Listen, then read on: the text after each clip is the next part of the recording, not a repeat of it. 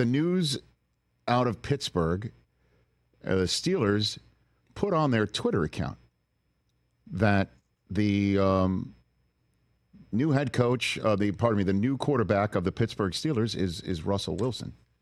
And you know the old saying, as Coach Tomlin has said over and over again, if it's on Twitter, it must be true. And joining us here on the Rich Eisen Show is the head coach of the Pittsburgh Steelers, Mike Tomlin. Did I quote you accurately, Coach? Yeah? Hey, you always quote me accurately, Rich. I appreciate you. So, because if the Steelers, if @Steelers has tweeted it out, it's got to be factual, right? It is gospel, brother. I promise you. Okay, so confirmed. Walk me through your decision-making process that led to Russell Wilson being your Week 1 starter. You know, it's been a challenging and good experience for me and for us, to be quite honest with you. Going through it, and really as we got into camp and really got competitive, it became evident that the decision was going to be difficult. You know, Justin's talents are more than I anticipated, particularly his mobility, the things that he can do and create. That was really exciting. Russ's deep ball is even more impressive than his reputation, and I've seen it for 10 plus years or more, toward 15 years in the National Football League. To be around it every day, it was really exciting. And I think that those are two examples about what made it challenging. It was challenging because of the things that they're capable of doing and how they conducted themselves in a positive way, as opposed to being challenging because of the things that they lack. Sometimes you're dealing with two candidates, man, and you're choosing the best of two unattractive options, if you will. It became very evident early in this process that it wasn't going to be that. And when you're in my position, man, that's a good problem. We had two capable guys, two guys that we're excited about their skill sets, two guys that we're excited about how they conduct themselves as professionals and as men. And it played out in that way. And so I'm really comfortable. How much did Russ's resume and also his years of being a veteran put a thumb on the scale here for you? You know, I think it does, but I think it does in terms of him, not in terms of the decision maker. I don't think that you can have the experiences that he's had and it not show in how you play. The moments can't be too big for a guy that's been at it as long as he has and has seen the things that he's seen. He's had that confetti rain down on him. It's not speculation. It's not dreaming for him. He's lived it. And I think that when you experience things in this game, be it a player or a coach, a quarterback or a head coach, I just think it's benefit in having lived and have seen it. And certainly the high floor component of it puts you at ease from a decision maker standpoint. But I think the real significant advantage of his resume is probably in him. And do you have conversations with him about where he wants to go to fill out his resume here? You don't have to have our heads in the sand here. You know, there's a place in Canton that he had a charted course for with his years in Seattle. And this opportunity, certainly for your vaunted franchise and fan base, for him to succeed with you here, he can put himself back on that track. Do you have those conversations with him openly with this opportunity? Certainly. And it was a real component of us getting to know one another. To be quite honest with you, man, I want to be around guys that are driven. I fear satisfaction. And so, that was the first question that I had. Guys like him aren't hungry. Hunger has been met. You better be driven. You better be in search of something. And he is. And I quickly got comfortable with that understanding as I've gotten to know him. How much of that conversation are you willing to share with me right now, Coach? Man, we can talk about, Rich, whatever you want to talk about. No, because I'm fascinated by it, because it's serious. This is his livelihood and his legacy. This is a legacy question we have right here. I think for me, it may have come from me first. What's your motivation? What drives you? What brings you here? What are you trying to get done here? I don't have time to beat around the bush in terms of getting to know him professionally or getting to know any of these guys professionally. I just think in order to lead somebody, man, you got to kind of understand what motivates them, what drives them, where they're at in the short term and the long term. And so those are some questions that I got to immediately in our first conversation, and he was not resistant to them at all. His answers, quite frankly, were music to my ears. He talked about a guy whose better days lie ahead, who's excited about the challenges that lie ahead as opposed to his resume. That resonates with me. I can relate to that. I don't care about my resume and the ground that I've covered. I'm excited about 2024, and he made that really evident that he is as well. All that said, and again, I don't mean to telegraph anything to your friend Raheem Morris, who you're seeing in a couple Sundays from now.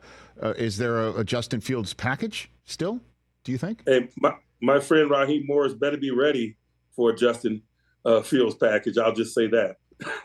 Okay. So Fields won't just have an earbud and a clipboard, is what you're saying here. I don't want to disclose any strategic approaches, but it's probably too much talent to be sitting around watching all day. You know what I mean? I do. Mike Tomlin here on the Rich Eisen Show.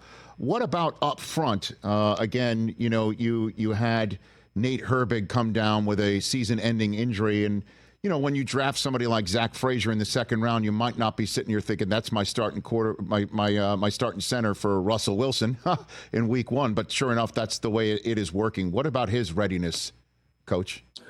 I feel really comfortable with Zach. Zach is not a young guy. Zach had an extended career at West Virginia. I think Zach is older than Broderick Jones, for instance, who is our second-year tackle. And I think it's reflected in how he conducts himself and how he plays. He hasn't performed or behaved like a rookie. I'm getting a solid level of comfort with what he's capable of doing. Obviously, you don't get a chance to do it until you do. And so I'll say final analysis for when we come out of Atlanta, but I have no fear regarding his capabilities or how he's going to behave in those circumstances. I've seen enough of him in this process that's not on my radar in terms of angst or anxiety. Well, and as you know, in terms of angst and anxiety amongst your fan base, the offensive coordinator has been certainly front and center. Arthur Smith has been brought in here. Why him? What spoke to you about him, Coach? Just how competitive it was when we played against them over the years. In Tennessee, man, we had some knockdown dragouts with that group. I just always respected his approach to business, his utilization of personnel, his diversity of schematics. And then when I met him after he became head coach in Atlanta, we had an opportunity to come across each other at various league functions, owners' meetings, and so forth. And just the brand of ball that we desire to play here in Pittsburgh is aligned with his philosophical approach. And so we don't have to sell him on anything. He doesn't have to buy into anything. It just is. The brand of ball that we desire to play is in line with the brand of ball that he has played and he aspires to play. And so it made it really comfortable. And so basically what we saw in Tennessee, is that similar to what we're going to basically, I mean, it hasn't changed, obviously in Atlanta as well. I'm just trying to give Steeler fans a little frame of reference how this might look for you. I think regardless of your coaching approach, you better utilize your people. And so it's not going to look exactly the same. It's not going to be the same as it was in Tennessee or Atlanta for that matter, because the tools that he has to work with are different. And that's something that I expect, to be quite honest with you. We got a skill set here, whether it's individually or collectively, and I expect him to maximize it, to lean on our strengths, to work to minimize our weaknesses. And all the situations and scenarios are a little bit different. And so, no, it's not going to look like Tennessee, man. Derrick Henry plays for Baltimore, not for us. But we got a pretty good running back group. And so I expect it to be effective, certainly. And you got a pretty good former Raven sitting there in the middle of your defense to try and stop it. What you're already smiling about Patrick Queen. I could see he's your type of player, Coach. Man, I love Patrick Queen. I can't believe Patrick Queen plays for us. I smile every time I hear his name, because I've seen firsthand what he's capable of as a young, talented player. He's got the combination of youth and experience. I mean, this guy just turned 25 here a couple of weeks ago. He's never missed a game in the NFL. He's got youth and experience.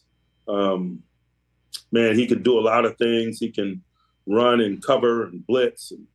I mean, it's really exciting to have a defensive quarterback of his caliber with his experience, but also his youth. And TJ Watt, can you tell me your favorite story about him? What is it? What was it, the first time you laid eyes on him, or the first time he started doing Watt-like things? I just want to give you the floor on somebody as special as TJ, Coach. Man, I could talk all day about TJ Watt. Probably a story that's kind of indicative of him is we flew into Madison, Wisconsin the night before his pro day in an effort to get to know him. You take him out to eat. We had some other people there, but really, I was there to kind of get a feel for him. And it was really fun and cool that he was really annoyed by the whole process. He didn't want to chit chat. He wasn't interested in getting to know me or me getting to know him, man. He just wanted to go to work. And that's kind of indicative of TJ, man. He is blue collar in every way. What you see is what you get. He does not have time for chit chat, man. There's an urgency in that guy that's really contagious, man, and fun to be around. You know how sometimes somebody can show you a lack of personality and it becomes personality? TJ was not interested in getting to know us and us getting to know him. But having gotten to know him, obviously, over the last 7 years, man, I just really appreciate that about him. He's on go as it pertains to football. His level of intensity and urgency in all football settings is unimaginable. Those of us that are around him day to day, we're not surprised by the things that we see in stadium because we know the approach. Well, Mike Tomlin here on the Rich Eisen Show. I'd be remiss if I didn't use my remaining time with you for a couple competition committee questions. The conversation about the kickoff rule, the new kickoff rule, and the I guess closeness to the vest that we saw in the preseason. A lot of folks are wondering if the 30-yard line for a touchback is not punitive enough. There's been a conversation about moving that ball up to the 35. Folks like you, in a game situation, you're up by 4 after you score a touchdown, 2 minutes to go. Certainly with your defense as stout as it is, screw it. Just kick it through the end zone. I'll play 70 yards, and that's not as punitive. So what do you think? What do you think of this subject matter? Yeah, that is a legitimate discussion, and I see all sides of the argument. But I think in terms of the concept and how new and dramatically new it is, I don't think an out is that such as that is necessarily a negative thing. We all moved into this thing, and we moved into it rather quickly, into some uncharted territory.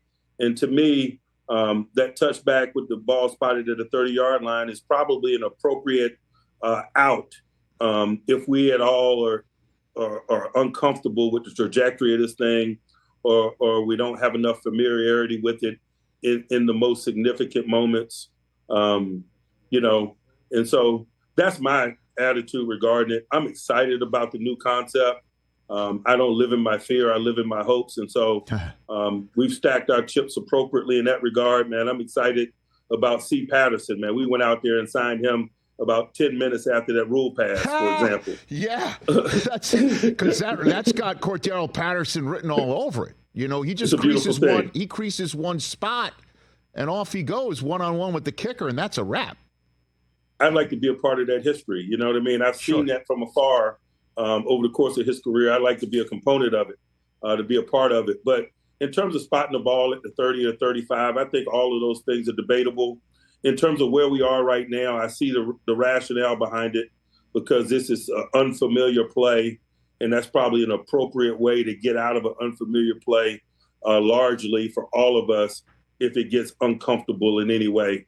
You'd hate something new and dramatic to decide the outcome of significant games without giving those in charge an appropriate out to maybe avoid that if they so choose. And would you be up for if it's touchback-a-palooza through the first 2 months of the season, switch the rule middle of the season, or no? That doesn't happen. I'm not into switching rules midstream.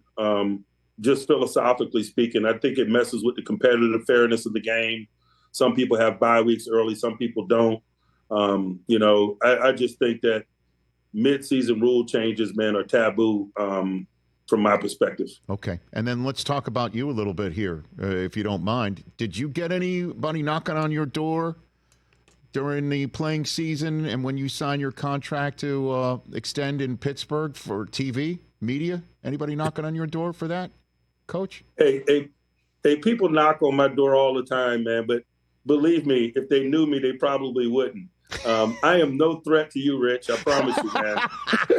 No, my head's not on a swivel. I'm fine. But I'm just wondering, if that doesn't interest you at all, right? At all, that concept for you. It does not, because my takes and outlook on things is probably not most people's cup of tea. I have no interest in being entertaining or bombastic. Oh, no, it could be straightforward information like that. The grind of coaching. I mean, you've been at this a while, despite your boyish looks, Mike. So you know how your space is trending, man. You gotta be controversial. You gotta have hot takes. You gotta be bombastic, and I just refuse to play ball in that way. That's not my style. And you still wake up the same day wanting to coach. Same day, just like every day, just like week one, year one, day one for you right now? I'll tell you, Rich, man, I got better clarity, man. I'm a first-time empty nester. My daughter is a freshman in Athens, Georgia. And so, man, I feel more hyper-focused than ever before, man. I'm fathering from a distance now, and that's not as intense as the daily routine of having kids in-house. Okay. So then if you don't mind, I'm going to utilize my last minute with you for help on a disciplinary issue I have in my current house right now, Coach Tomlin. Oh, I love it. Okay. Let's get it. All right, here we go. So on yesterday's program, the great Karl Anthony Towns was here. He's an Eagles fan, so he's wearing a Jalen Hurts jersey. And showing you this photograph of him with, that's me, obviously, and that's Chris Brockman, my colleague to my left. What are we doing here? No, this is what we're doing. And Chris is on his tippy toes to look taller than he is, to look taller than me and closer to Karl Anthony Towns. How do I handle this situation, Coach? How would I handle this? Sometimes you just got to let them live and let them fail to better learn the lesson. And so I give him a mulligan on that one. He'll run into something down the road that educates him that he just needs to be himself. Right? I mean, you are who you are, right? You're as tall as you are. Like, that's it. You have to be yourself, Coach, right? It's no doubt. But I think if he keeps living, he's going to learn that. You don't have to educate him. Let him figure that out. Let me live, Rich. So this is not a disciplinary situation, no warnings, no calling into the office, nothing like that? I don't do that? I mean, it certainly could be if you so choose, man. Sometimes I thoughtfully kill a mosquito with an axe for no reason, but I don't certainly think it's required. I just think it's funny. Okay, very good. Very good. I just want to, again, because I'm as tall as I am. I'm fine with how tall I am. Doesn't matter that, Karl Anthony Towns is damn near 7 feet. But, okay, I just want to make sure I'm handling this properly, and I just wanted to have a lead pipe wielding professional such as yourself give me some sort of insight. So I greatly appreciate that, Coach. Thank you. Hey, always here for you, sir. Oh, and by the way, before I let you go, how's my Wolverine? How's Roman Wilson looking? How's my Wolverine, Coach? Hey, he's doing great, man. He ran on land today, man. Good. And so, he's pushing back closer toward health. I'll like him a lot more once he starts making plays. Okay, I look forward to that, Coach. Thanks for the time. Always appreciate it. And good luck week one, and look for more of my calls. I'll see you soon. Thank you. Rich, sincerely, man, just got a lot of respect and appreciation for what you do. All the best to you guys. Thanks. Right back at you. That's Mike Tomlin, the head coach of the Pittsburgh Steelers, giving us insight and, for me, a little bit of advice on how to deal with somebody who's faking. He's heightening right here on the Rich Eisen Show. I don't know why you're concerned with it whatsoever. I actually used real estate with Mike Tomlin on that. I mean, you really did. Yeah, you did. That was a choice. I think probably in the middle of the night you're going to wake up and go, "Why'd I do that?" I'm gonna regret. Hey, he still offered respect to me after I. Out of respect. I'm just playing. I love stuff like that as much as the X's and the O's, just to kind of get the human aspect. So. You know, He's not bombastic. bombastic. He doesn't want to be entertaining or bombastic. Did it twice. Two bombastic. Call me Mr. Bombastic. I was thinking Shaggy in my head. Right? It's Russell Wilson, man. Catch the Rich Eisen Show every single day on the Roku channel, 12 to 3 Eastern, for free.